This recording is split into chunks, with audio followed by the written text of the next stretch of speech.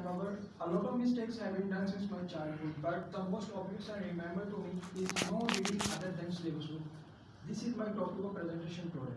Throughout my career and formal education, I never touched even thought about the books other than syllabus. But at that time, I considered this is just a wastage of time. I still remember our teacher most of the time discussed about this to read the books which is relevant to literature, poetry, science fiction, novels. But we just ignore that. But no, still, I thought this was my fault at that time, and I will overcome this from now to onward. I still remember an incident in my class because I belong a social science subject. Whenever my fellows discuss any social issues, any current affairs, I just look at their faces, what are they saying? And still I am blank there. Alright, this is good.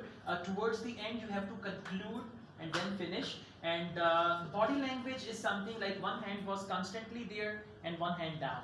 So it's a good idea to use more. And accent, I can see the difference now. You're trying to produce the new sounds and all that. Keep it up like this. Overall, it's good. Thank you. Good job.